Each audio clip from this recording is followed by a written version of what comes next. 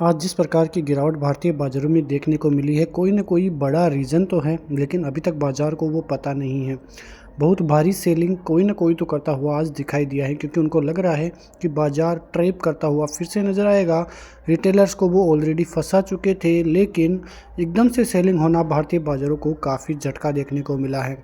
इसके पीछे का रीज़न क्या है, ये तो हमें नहीं पता, लेकिन जो फिर भी मानकर चल रहे हैं कि बाज़ार में क्यों गिरावट आई है, उसके पीछे सबसे बड़ा कारण है आज का कि महंगाई में गिरावट पर ब्रेक से आईटी में क्लाइंट स्पेंडिंग की चिंताएं अब बढ़ती हुई दिखाई दी है और उसी वजह से आज आईटी सेक्टर करीब 2.5% से भी ज़्यादा की गिरावट दिखाता हुआ नजर आया और सबसे बड़ा रीज़न भी वहीं देखने को मिला है। वहीं ऑटो सेक्टर में भी ज़बरदस्त गिरावट का मूड माहौल देखने को मिला है और यही कारण रहा कि आज भारतीय बाजार ऊपरी लेवलों से काफ़ी ज़बरदस्त तरीके से फिसलते हुए भी दिखाई दिए हैं। आप यहाँ पे देखो तो निफ्टी आईटी 2.5% से ज़्यादा, निफ्टी ऑटो 1.25% से ज़्यादा और निफ्टी जो आप देखोगे बीएसयू कंज्यूमर ड्यूरेबल जो शेयर है वो भी करीब 100% से ज़्यादा गिरते हुए नजर आए हैं। सेंसेक्स में देखोगे तो करीब 1200 पॉइंट की गिरावट आपको देखने को नजर आएगी। निफ्टी 23,900 के ऊपर की क्लोजिंग तो रही, लेकिन 360 पॉइंट की गिरावट के साथ लगभग 23,914 की क्लोजिंग करता हुआ नजर आया। बैंक निफ्टी की बात करें तो बैंक निफ्टी में ज़्यादा डैमेज देखने को नहीं मिला और क्लोजिंग 51,800 से ऊपर यानी कि 51,906 की क्लोजिंग देखने को मिली।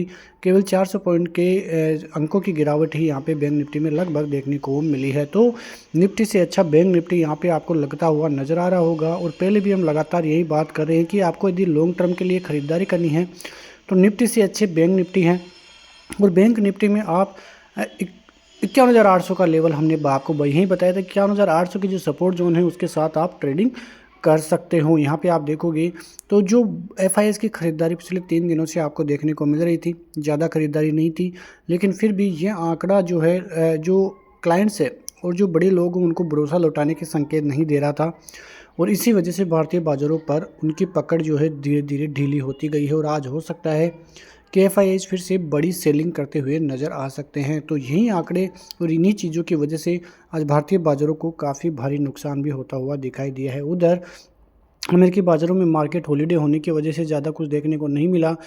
तो कुल मिला के देखें तो भारतीय बाज़ारों के लिए संकेत अब जो पॉजिटिव बनते हुए नज़र आ रहे थे पिछले 3 से 4 दिन सेशन के लिए, वो फिर से नेगेटिव होते हुए दिखाई दिए हैं। क्योंकि हमारी क्या राय थी कल भी कि यदि बाज़ार निचले लेवलों पर जाके क्लोजिंग दे या बाज़ार 23,900 से 24,000 के लेवल तोड़ दे, तो ये दोनों ही कारण बनते हुए दिखाई दिए हैं। अब यदि कल के लिए बाज़ार की बात करें तो 23,900 का एक लेवल जो कि मेक और ब्रेक लेवल है वो टूटेगा, तो उसके बाद 23,800, ये 2 लेवल बचे हैं। 23,800 का लेवल भी यदि टूट जाता है तो फिर बाज़ार को नीचे गिरने से कोई नहीं बचा सकता है और बाज़ार फिर से 23,200 और 23,000 के लेवलों तक आपको जाते हुए दिखाई दे सकते हैं। तो इसीलिए भारतीय बाज़ारों में ज़बरदस्त तरीके से संकेत नेगेटिव एकदम से होते हुए दिखाई दिए हैं। जब हम कल बात कर रहे थे तो मैंने आपको यही बोला था कि जो बाज़ार के 24,000 से 24,100 की रेंज है वो जिधर भी ब्रेक होगी उधर ही बाज़ार में ज़बरदस्त तबाही मचती हुई दिखाई दे सकती है। बैंक निफ्टी में वही लेवल 51,800 से लेकर 52,600 था।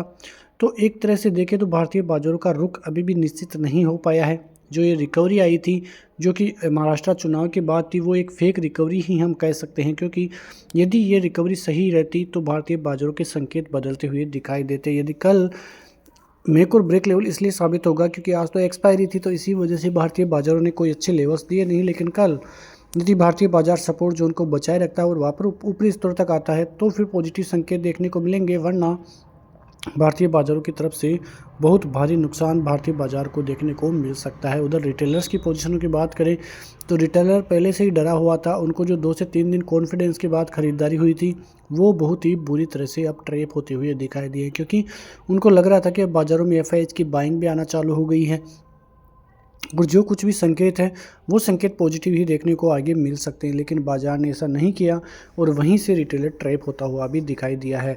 तो रिटेलर तो बहुत बुरी तरह से आज ट्रैप हुआ है। अब देखना ये होगा कि एफआईआईज किस प्रकार से सेलिंग के आंकड़े अपने लेकर आते हैं, उसके बाद ही हम देखेंगे कि आगे आने वाले दिनों में क्या लेवल्स की चर्चा हम करते हुए दिखाई देंगे। लेकिन फिलहाल भारतीय बाज़ारों से जो कुछ भी संकेत मिलते हुए दिखाई दे रहे हैं वो बहुत नेगेटिव है। जिस खबर की वजह से आज भारतीय बाज़ारों में बड़ी गिरावट हुई है, अभी तक तो वो सामने नहीं आई हैं, लेकिन यदि सामने आती है तो हम आपके साथ ज़रूर डिस्कस करते हुए नज़र आएंगे। लेकिन एक कारण तो है कि भारतीय बाज़ारों में जो रिटेलर है वो अभी डरा हुआ है उसमें जब भी पोजीशन बनाने की ताकत आती है तब बड़े लोग उनको फिर से नीचे की पोजीशनें लेने के लिए बना देते हैं। तो कुल मिला के देखें तो भारतीय बाज़ारों के संकेत अब धीरे-धीरे फिर से लोअर स्तरों पर जाने के लिए तैयार हो चुके हैं और जिस प्रकार से जो एंकर्स वगैरह है वो लोगों को फंसाने की कोशिश जिस प्रकार से हुई है, वहाँ पे लोग बाग बहुत बुरी तरह से फंसते हुए भी दिखाई दिए, क्योंकि पहले से ही बाज़ार ऊपरी लेवलों से जब 10% करेक्शन हुआ था तो मार्केट में जो शेयर्स हैं वो करीब 30 से 40% की गिरावट दिखाते हुए नज़र आ रहे थे। लेकिन अब जिस प्रकार की कंडीशंस बाज़ार में अब बनती हुई दिखाई दे रही, उससे साफ है कि भारतीय बाज़ारों के लिए अभी मूड माहौल पॉजिटिव नहीं हुआ है।